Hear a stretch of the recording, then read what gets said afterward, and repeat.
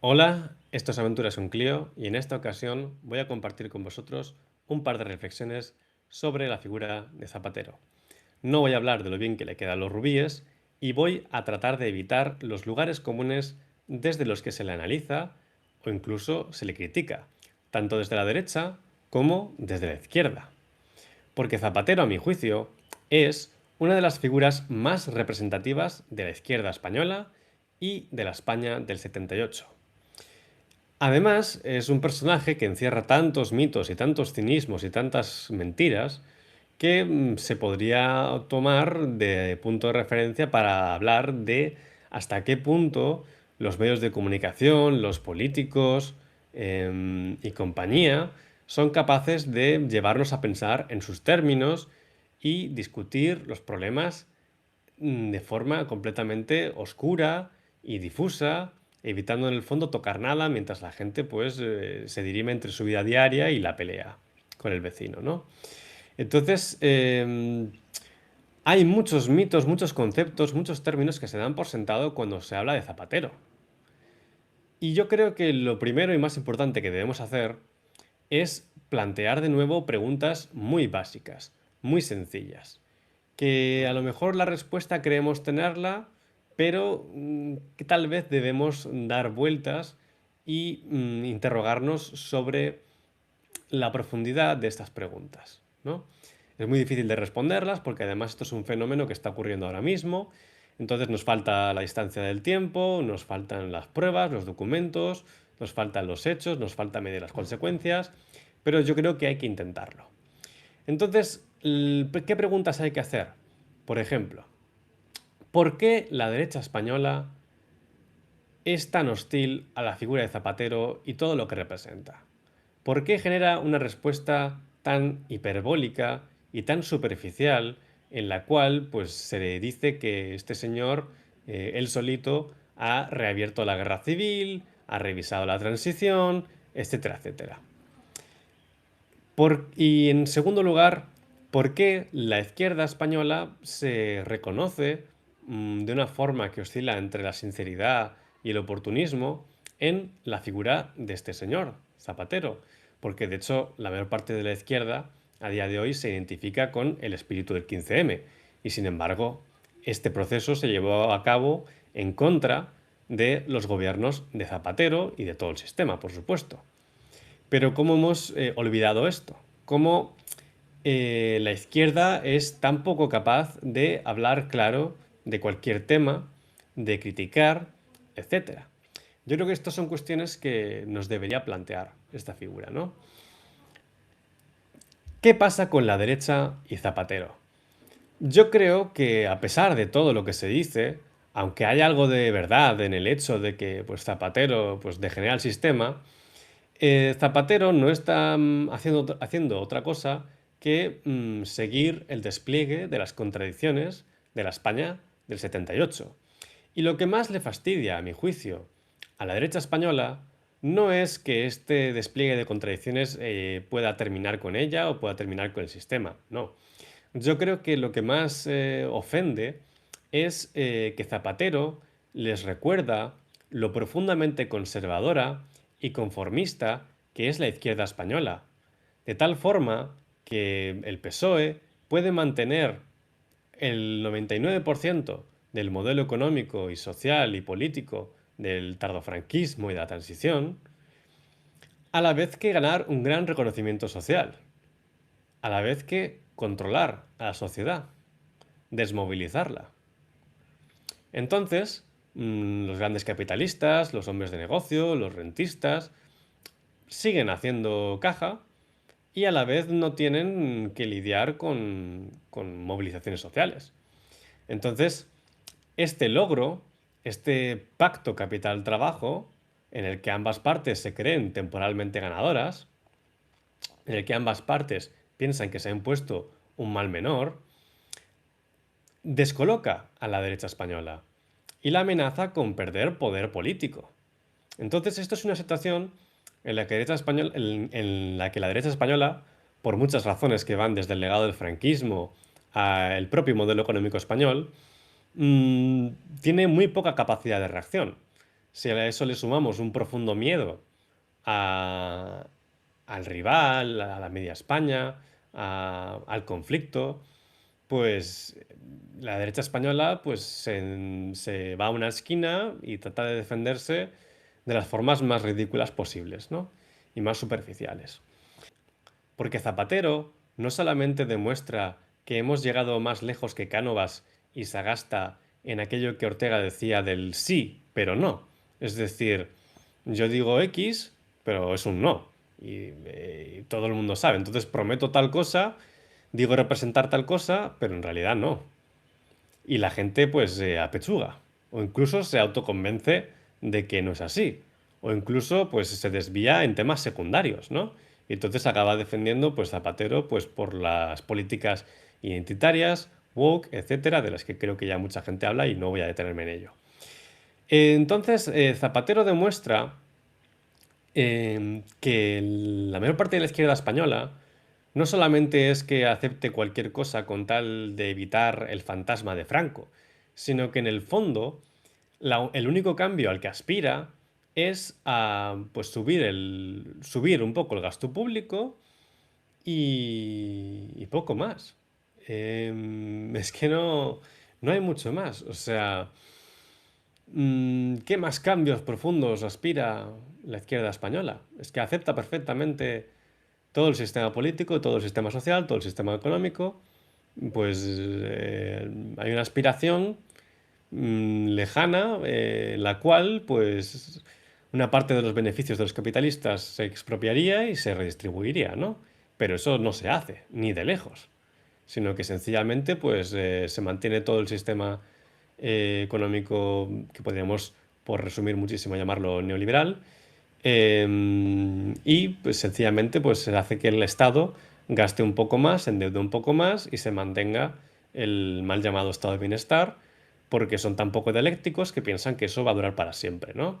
Y se piensan que eso pues no nació en un contexto determinado y ese contexto ha cambiado, ¿no? Esas son cosas que no se plantean. Y luego además pues se acepta y se pone en primer plano pues unas leyes que resuelven problemas en plazos de 50 años o que se limitan a legislar sobre sentimientos, etcétera, etcétera. Es decir, luego está el tema de que la socialdemocracia nunca aspiró a construir el socialismo, sino a lograr este pacto capital-trabajo que estoy comentando, ¿no?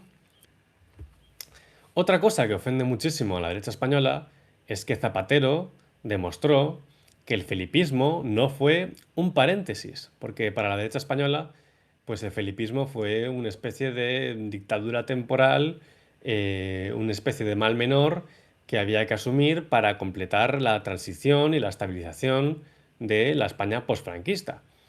Es decir, en Felipe González se le toleraron muchas cosas, entre otras cosas porque se pensaba que eso sería pues temporal y que el señor acabaría quemado y el PSOE acabaría pues más reducido, ¿no? Pero Zapatero realmente yo creo que junto a otras personas, porque seguramente él ni siquiera tenga ideas propias, es realmente uno de los grandes lectores de la España posfranquista. Él pudo observar que la socialdemocracia podía reinventarse con estas fórmulas de discursos bien queda, de, pues eso, dar un par de ayudas más y de que la clase trabajadora no solamente se había desfigurado, sino que había sido pues profundamente alienada tanto por el franquismo como por la democracia. Y esta alineación es importante porque en España, al igual que en otros países de Occidente, las llamadas democracias se han sostenido, entre otras cosas, en la hegemonía o en el gran lavado de cerebros de la clase media. Entonces, hay muchas personas en España, como en otros países, que piensan que son clase media y aprenden a pensar en términos de clase media, ¿no? Entonces, Zapatero realmente lo que ha hecho es asumir esto. Y lo de Felipe González daría para otro vídeo y hay que reflexionar mucho sobre este otro personaje, ¿no? Y porque hoy en día es como una especie de jarrón chino, como dijo ya Gregorio Morán. Pero la cuestión es que hay mucha gente que piensa que era de derechas, pero en el sentido relativo respecto a la izquierda actual, ¿no? Entonces, yo creo que a todas estas personas que tienen esta crítica a Felipe González de que es de derechas, de que es un traidor, de que ha cambiado, yo creo que estas personas deberían pensar, o habría que preguntarles, qué habrían hecho ellos en la España del 82. ¿Realmente los recursos que llevaron a Felipe al poder son diferentes de los que llevaron después a Zapatero o a Pedro Sánchez? ¿Son diferentes? Es decir, en el año 82 mucha gente se apunta al felipismo porque eran partidarios de modernizar España y de desplazar del poder a la terrible derecha española, cavernícola, franquista, etcétera. Y había que asumir pues cualquier cosa. Y se aferraban a un líder carismático con la esperanza de que en el futuro pues transforme el país en el sentido que ellos pensaban, ¿no? Y luego pues hizo un par de medidas sociales y a cambio pues hizo para la economía lo que el franquismo no podía hacer. Y mucha gente hizo mucho dinero, se reconvirtieron en industrias, se dieron pelotazos urbanísticos, se formó una clase rentista y ya está. Es que yo me pregunto, esas personas que tanto critican a Felipe González por ser de derechas, etcétera, que hoy apoyan a Pedro Sánchez, ¿qué habrían hecho en el año 82? ¿Se habrían puesto a ponerle peros a su programa económico o a los futuros GAL o a la corrupción que se desató? ¿Le habrían dicho algo cuando cogió el barco de Franco y se fue de vacaciones porque el patrimonio público es del gobierno y es de él y punto? Creo que estoy explicando que la derecha española lo que más le fastidia es que la izquierda pues sea capaz de quitarle el poder político y hacer buena parte de sus políticas. Algunos pensarán, bueno, pero es que no hacen las políticas ideales de la patronal. Efectivamente, pero es que la patronal pues puede considerar que esto es un mal menor, tiene una apuesta más estratégica, es más inteligente y luego además es que ¿qué gobierno en el mundo real hace exactamente la política que quiere la patronal? Es algo bastante excepcional. Y la patronal española yo creo que es lo suficientemente inteligente, ¿no? Otro de los grandes temas de los que deberíamos hablar a propósito de Zapatero y la animadversión que genera en la derecha es su relación con la transición, la guerra civil, la política de memoria, etcétera.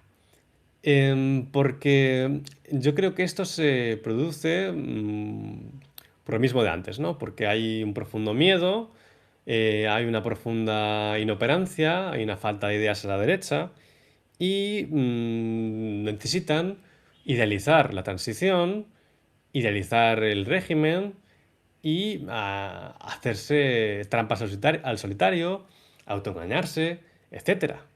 Entonces dice, no, es que Zapatero pues ha pactado y cedido ante los nacionalistas, ha pactado con los terroristas, todas estas historias, ¿no? Pero, a ver, ¿qué fue la transición?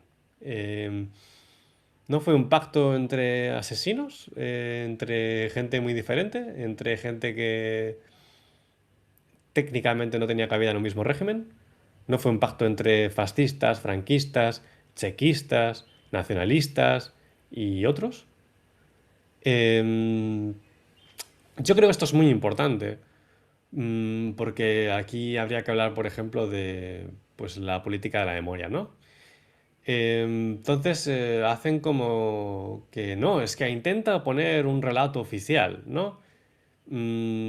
Relato oficial había antes. Lo que pasa es que no somos capaces de hablar sobre él con claridad. Es que ya no es que ni siquiera seamos capaces de hablar sobre la guerra civil, es que ni siquiera somos capaces de hablar sobre cómo hablábamos de la guerra civil. Es decir, en España no había un pacto completo de olvido y de silencio, ¿no? O sea, a mi generación, a la generación anterior, se le explicaba que todos los españoles fueron malos, fueron culpables, que no había nada bueno en la República, en la guerra civil, nada honorable, que la guerra civil, que tomar bando, que defender tus ideas, pues era un error, y que todos nos reconciliamos gracias a una serie de héroes que vinieron mucho después, ¿no? Y aquí además es que repetimos los problemas del Pacto de Vergara. O sea, se hace una reconciliación entre élites sobre un modelo que además no da para mucho y se confía en que esas élites van a mantener siempre una relación armoniosa. Pero la realidad es que el modelo social y económico español da para lo que da, como decía antes, no llegó el fin de la historia y entra una crisis entre estas élites que, como constituyeron un régimen democrático, pues tienen ciertos mecanismos de competencia, así que aumenta la competición entre estas élites, entre estas clases dirigentes, y tienen que ofrecer cosas a la gente y tienen que desenterrar problemas. Porque al final, como decía antes, la reconciliación que se hace en la transición es parcial, sobre todo para la gente corriente. Al final, pues no se rinde homenaje al que luchó por sus ideas en el bando de Franco, en el bando de la República, no se recompensa, no se compensa, mejor dicho, a los vencidos, sino que lo que se hizo fue comprar a un par de políticos de los vencidos. Y entonces los héroes pues son Carrillo, Fraga, Suárez, el Rey y Cía. No es la gente corriente. La gente corriente pues se ha educado en que ellos se equivocaron, en que ellos son una mierda y que tienen que confiar en estos grandes líderes. Voy a hacer otro paréntesis aquí, porque ahora que estoy en China, aunque sobre políticas de memoria en China habría mucho que decir, y es muy curioso porque aquí hubo una guerra civil tremenda y prácticamente apenas ves referencias a ella explícitas en los museos o en los monumentos o incluso la educación. Es como si la guerra civil hubiese pasado a un segundo plano porque pueden poner por delante la guerra al japonés. Pero lo más interesante de todo es que en los monumentos, en los museos, ves los nombres y a veces fotografías de personas corrientes que lucharon en la revolución o en la guerra contra los japoneses o en la guerra civil. Entonces ves nombres y fotos de gente corriente, a veces de sindicalistas o de miembros del partido rasos. Entonces hay un cierto homenaje a la gente corriente, ¿no? No solamente al gran líder Mao, ¿no? Em, Bueno, creo que no es necesario que me detenga mucho en cómo pues, la democracia de 78 es una democracia no militante, pues basada en la expectativa de reproducir e incluso ampliar las clases medias y de integrar o de comprar a todos los miembros de la oposición a cambio de que renuncien a sus maximalismos, que es algo que ya pues viene de muy de lejos. Seguramente ya estaba en la antigüedad, pero en el caso español pues viene por lo menos de Leopoldo O'Donnell, Cánovas y compañía, ¿no?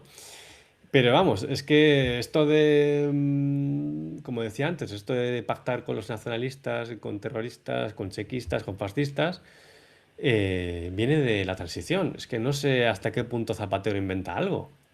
Yo creo que esto es importante plantearlo. Pero me he desviado. Volviendo al tema de Zapateros y desenterró la guerra civil, etcétera. Em, Zapatero puede reavivar todo esto, no solamente porque no haya tenido lugar una compensación a los vencidos, un reconocimiento a los vencidos, porque no hubo una reconciliación entre la gente corriente y la gente corriente pues sigue teniendo miedo al otro.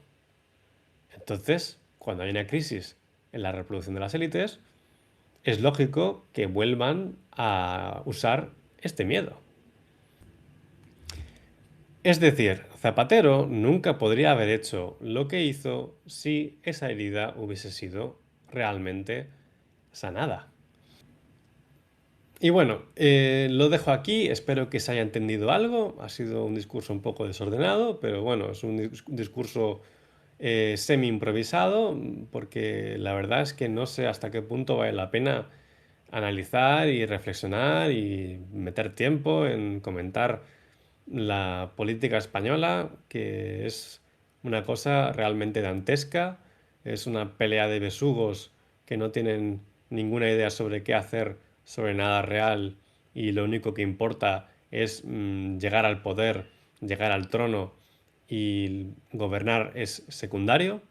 Esto ya lo dijo, por cierto, García Abad en el libro que le dedicó a Zapatero hace pues, como 15 años. Y sin embargo parece que nadie quiere leer ese libro y ver pues como todo lo que pasa con Sánchez ya estaba ahí. No hablemos ya de Felipe González, ¿no? Pero vamos, es que es tremendo. Lo de la política española actual dan ganas de ser idiota conscientemente, porque tal vez es lo más inteligente que se puede hacer, porque es de verdad, o sea, da la sensación de que no cabe un tonto más.